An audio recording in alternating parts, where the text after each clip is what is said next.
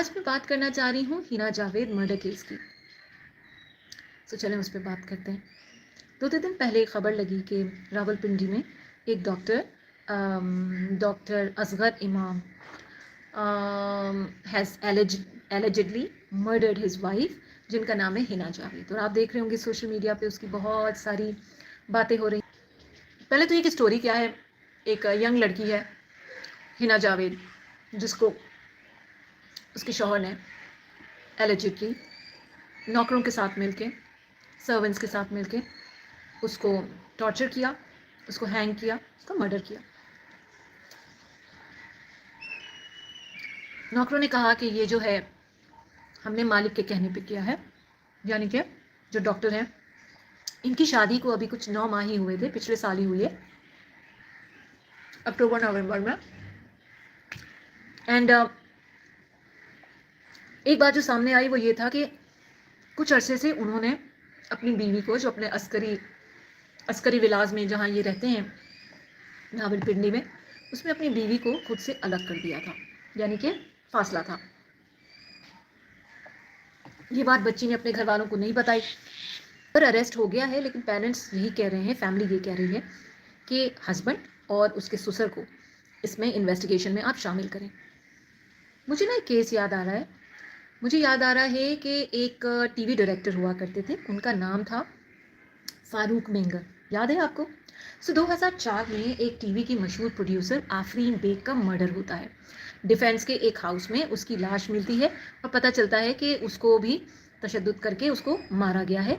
और घर से कोई चीज़ें कोई ख़ास गायब नहीं है, बस ये कि उनसे चेक्स पर दस्तखत करवाए गए हैं। इन्वेस्टिगेशन होती है और घर की जो डोमेस्टिक हेल्प है वो, और जो ड्राइवर है वो अरेस्ट हो जाता है। ड्राइवर इंटरोगेशन के दरमियान जो है ये कहता है कि उसे जो साहब हैं यानी कि फारूक मेंगल ने 1 मिलियन यानी 10 लाख रुपए के एवज ये मर्डर करने के लिए कहा। फारूक मेंगल को भी अरेस्ट कर लिया जाता है, इन्वेस्टिगेशन शुरू होती है। लेकिन फारूक मेंगल जब ट्रायल शुरू होता है तो उसके बाद उसको तकरीबन 1-1.5 साल उन्होंने जेल काटी, और उसके बाद जो है उसको 2009 में जो है उसको कोर्ट ने बरी कर दिया कि एविडेंस उसके खिलाफ कोई भी एविडेंस नहीं है। फैमिली चीखों पुकार करती रही कि नहीं, ड्राइवर की जो टेस्टिमनी है वो बहुत मैटर करती है, इन्वेस्टिगेशन सही नहीं हुई, शुरू से ही इन्वेस्टिगेशन सही नहीं हो रही थी और इसकी वजह से ये बच गया। फिर फैमिली ने अपील किया हाई कोर्ट के अंदर, सुप्रीम कोर्ट के अंदर ये केस गया कि भाई ये इसको चैलेंज किया गया इसके वर्डिक्ट को। लेकिन 2014 में सुप्रीम कोर्ट ने भी जो सिंध हाई कोर्ट का जो फैसला था उसको अपहेल्ड किया और लैक ऑफ एविडेंस की वजह से फारूक मेंगल को छोड़ दिया। फैमिली, क्योंकि आफरीन बेग एक बहुत ही पावरफुल फैमिली बैकग्राउंड से थी, यानी कि आफरीन बेग एक तो खुद टीवी प्रोड्यूसर, ड्रामा प्रोड्यूसर थी, बहुत वेल कनेक्टेड थी हम टीवी के साथ, दूसरे बहुत सारी टीवी चैनल्स एंड नेटवर्क के साथ, लेकिन उसके साथ साथ वो एक बहुत ही पावरफुल फैमिली बैकग्राउंड से भी थी। उनके भाई जो हैं मिर्ज़ा इख्तियार बेग जो हैं वो एक बहुत बड़े बिजनेस टाइकून होने के साथ साथ पीपल्स पार्टी से भी वाबस्ता थे, शायद गालिबन कभी जो है वो मेंबर ऑफ पार्लियामेंट भी रहे हैं, आई एम नॉट श्योर, मेरी मेमोरी मुझे सर्व नहीं कर रही इस वक्त, but he was well connected with Peoples Party and he was a very highly influential person, and he was the one जिन्होंने FIR भी कटवाई थी। अच्छा, फारूक मेंगल के बारे में, फारूक मेंगल अपने एंगर की वजह से हमेशा से बड़े नोटोरियस भी रहे। तो जब ये बात सामने आई तो फैमिली ने कहा कि हमें पूरा यकीन है। फारूक मेंगल के ऊपर इल्ज़ाम ये था कि उनकी बीवी के अपने साबका शौहर के साथ जो है वो बातचीत शुरू हो गई थी, जिस पे उनको वो शक कर रहे थे, और साथ साथ कुछ फाइनेंशियल मैटर्स थे, जैसे कि वो प्रोड्यूसर थी, so there were a lot of money involve where he was either he was interested in her money or he was eyeing her money, I don't know, but there were matters, financial matters involved. उनकी court ने ये कहा, investigation में ये आया कि कोई ऐसे डिजिटल फुटप्रिंट्स नहीं है जिससे ये पता चले कि इनके कहने पे ड्राइवर ने ये किया, और इन्होंने कोई डायरेक्ट एविडेंस नहीं था।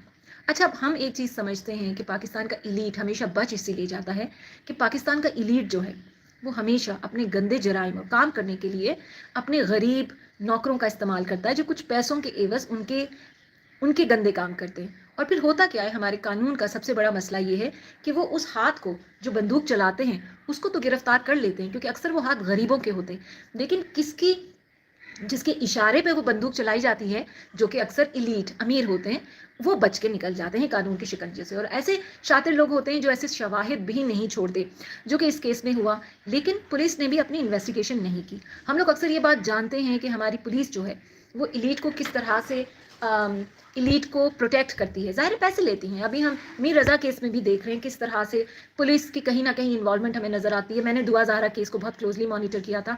दुआ ज़ाहरा केस में भी हमें सिंध पुलिस का रोल बहुत ही मनफी नज़र आया। और पूरे पाकिस्तान में पुलिस जो है वो आपकी इलीट को हमेशा बचा लेती है और गरीब को पकड़ती है। अच्छा, उसके बाद ये हुआ कि 2009 में फैमिली ने सुप्रीम कोर्ट के अंदर चैलेंज किया ये सिंध हाई कोर्ट के फैसले को। लेकिन 2014 में सुप्रीम कोर्ट ने सिंध हाई कोर्ट के फैसले को अपहेल्ड किया और फिर हमेशा के लिए ये चैप्टर क्लोज हो गया कि Farooq mingle was involved in Afreen bags murder. Family क्योंकि एक अमीर फैमिली थी, इनकी फैमिली का एक और कनेक्शन भी मैं आपको बताऊं। एक तो मिर्ज़ा इख्तियार बेग का मैंने बताया, एक भाई उनके मिर्ज़ा इश्तियाक बेग भी हैं, जो कि आपको याद है 90s की पॉप आइकॉन हुआ करती थी नाजिया हसन, वो नाजिया हसन के साबका शौहर हैं। तो ये बहुत ही पावरफुल फैमिली थी।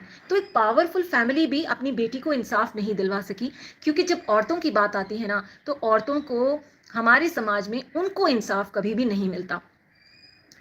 2014 के बाद क्या हुआ, फारूक मिंगल का क्या हुआ? फारूक मिंगल बड़ी आसानी से वापस इंटीग्रेट हो गए अपनी इंटरटेनमेंट इंडस्ट्री में। वो जैसे कि कहते हैं ना कि जब आपको लॉ जो है वो एग्जनरेट कर देता है, तो आपको आपका समाज रिहैबिलिटेट कर देता है बड़ी आसानी से। इनिशियली इंटरटेनमेंट इंडस्ट्री का रिएक्शन ये था, everybody was distancing themselves from Farooq मिंगल। I have met him personally and I tell you, I even asked him this question, I tell you what he had told me. So हुआ ये कि Farooq mingle ने जो वक्त jail में गुजारा, उस दौरान उन्होंने वहीं से बैठ के एक कहानी लिखी, जो कि अफगानिस्तान से हिजरत करने वाली एक फैमिली की थी। तो जब वो जेल से बाहर निकले 2009 में, उन्होंने फिर एक फिल्म बनाई हिजरत के नाम से, जिसमें राबिया भट्ट भी उसका हिस्सा थी, अगर आपको याद हो। और वो फिल्म को जो है हम टीवी ने भी सपोर्ट किया, और वो बंदा आराम से अब इंडस्ट्री के अंदर इंटीग्रेट हो गया है, वो काम भी कर रहा है, वो नौकरी भी कर रहा है, उसके पास हर वो चीज़ है। लेकिन फैमिली का कहना है कि ये मर्डर उसी ने किया है। उसकी वजह पता है क्या है? क्योंकि वो जो ड्राइवर था, उस ड्राइवर को आपकी अदालत ने death penalty the for murder, और वो आज तक डेथ रो पे है, उसकी अभी तक डेथ पेनल्टी एग्जीक्यूट नहीं हुई है। यानी इमेजिन 2009 से अब तक के केस हमारे जो है वो हमारी अदालतों ने अब तक उनकी एग्जीक्यूशन नहीं की। लेकिन जो एक इंटरेस्टिंग बात है, जब उस ड्राइवर को डेथ पेनल्टी मिली, उसके बाद भी उसने कहा कि मैं अपने इस स्टेटमेंट से पीछे नहीं हटूंगा कि मुझे फारूक मिंगल ने 10 लाख रुपए के एवज ये मर्डर करने को कहा था। वो अपनी इस बात पर आज भी, अपनी इस टेस्टिमनी पे आज भी कायम है। और यही वजह है कि फैमिली भी यही समझती है कि आफरीन बेग के मर्डर में फारूक मिंगल का हाथ था और पुलिस ने इन्वेस्टिगेशन सही नहीं की। देखिए क्यों इन्वेस्टिगेशन मैटर करती है। मैं आपको क्राइम रिपोर्टर आपको एक बात बताऊं कि जब शुरू में आपकी इन्वेस्टिगेशन जितनी ताकतवर होती है ना, आगे ट्रायल में आपका केस उतना ही स्ट्रांग होता है। अगर इन्वेस्टिगेशन में आपने वो तमाम एविडेंसेस कलेक्ट नहीं किए, तो फिर ट्रायल में आसानी से छूट जाते हैं। और ये इलीट तो बहुत आसानी से छूट जाते हैं, क्योंकि ये बहुत शातिर हो गए, ये बहुत महारत के साथ, बहुत तरीके से जो है ये इस तरह के वारदातें करते हैं। इसीलिए आप देखें, हमारे यहाँ कभी भी कोई इलीट पकड़ा नहीं जाता, हमारे यहाँ पकड़ा सिर्फ वो गरीब जाता है जो कि इस तरह के गंदे काम करता है अपने मालिक के लिए, किसी अमीर के लिए। और आफरीन मर्डर केस में भी यही हुआ। फारूक मिंगल से मैं जब मिली, ये 2015-16 की बात है, जब मेरी उनसे मुलाकात हुई। मैं असल में एक वॉइस ओवर के लिए गई थी, मुझे उस वक्त नौकरी की ज़रूरत थी, जाहिर सी बात है, मैं अपनी बीमारी से लड़ रही थी, मैं मेन स्ट्रीम मीडिया में काम नहीं कर सकती थी। तो उस वक्त मेरी वॉइस हमेशा से अच्छी थी, अब तो जाहिर सी बातें चेंज हो गई है। तो मैं अपने बहुत से वॉइस ओवर दिया करती थी डॉक्यूमेंट्रीज़ के अंदर, और वॉइस ओवर्स आपके एक ड्रामे में किसी ने मुझसे कहा कि फ़ारूक मिंगल के पास आप जाएं, वो एक ड्रामा, टर्की का ड्रामा आया है, उसमें उनको वॉइस ओवर आर्टिस्ट की ज़रूरत है। मैं जब गई तो मेरी वहाँ उनसे मुलाकात हुई। जब मुझे पता चला कि ये हैं फ़ारूक मिंगल, मैं उनको शक्ल से नहीं जानती थी। तो मैंने उनसे एक बात पूछी, मैंने उनसे कहा कि सर आप मुझे बताइए कि आपके ऊपर जो ये एलिगेशंस लगी हैं, आपको क्या लगता है कि फैमिली ने आपके पे ये इल्ज़ाम क्यों लगाया? आप अपने आप को बेगुनाह कहते हैं, फैमिली कहती है आपने किया है, कानून ने आपको छोड़ दिया है। आप मुझे ये बताएं कि आपको क्यों लगता है कि फैमिली ने आप पे शक क्यों किया? उन्होंने मुझे कहा क्योंकि मेरा एक बलोच बैकग्राउंड है इसलिए मुझे लगता है कि मेरे खिलाफ एक तासुब उनके जहन में था और क्योंकि उनकी बहन ने उन लोगों की मर्जी के खिलाफ मुझसे शादी की थी तो ये वजह है। वो मुझे कोई सेटिस्फैक्ट्री जवाब नहीं दे सके थे। बहरहाल वो प्रोजेक्ट मुझे नहीं मिला और मैं सरप्राइज़ नहीं हूँ क्योंकि मुझे नहीं लगता कि मिंगल को मैं कुछ खास पसंद आई क्योंकि मैं उनसे एज अ जर्नलिस्ट बहुत सवाल कर रही थी। सवाल करना किसी को अच्छा नहीं लगता। हालांकि वो बहुत तमीज़ से उन्होंने मुझसे बात की लेकिन उन्होंने कहा कि मुझे लगता है कि मैं विक्टिमाइज हुआ हूँ बिकॉज ऑफ माई बैकग्राउंड ना। फारूक मिंगल एक ख़ास कोई आम आपका बलोच नहीं है जो कि उठा लिया जाता है।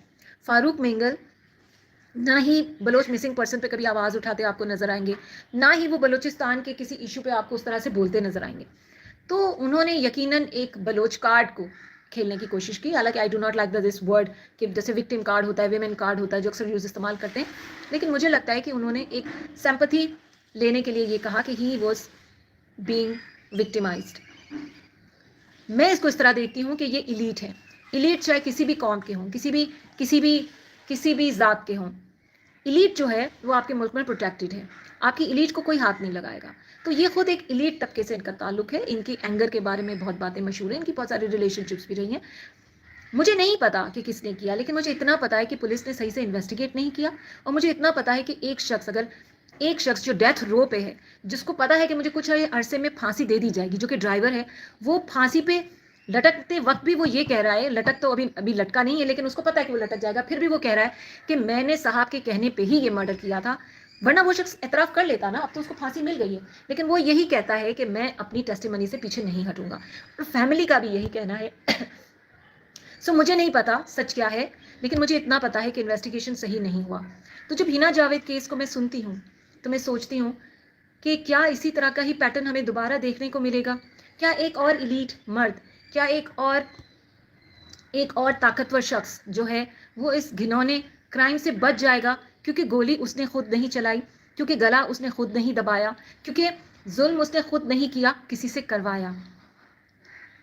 तो अगर हमारा कानून जो है वो सिर्फ और सिर्फ हमारी जुडिशरी, हमारे लॉ इन्फोर्समेंट, वो सिर्फ और सिर्फ गरीबों को सजाएं देने के लिए है, तो फिर ये कह दें कि ये कवानीन जो हैं वो सिर्फ गरीबों को सजा देने के लिए हैं, इस मुल्क के अमीर को हम छोड़ देंगे, ये कवानीन उन पर लागू ही नहीं होते। क्योंकि मैंने अपनी ज़िंदगी में इतने अरसे में बहुत इक्का दुक्का कोई केसेस देखे होंगे जिसमें किसी अमीर को बाकायदा उसकी सज़ा एग्जीक्यूट हुई।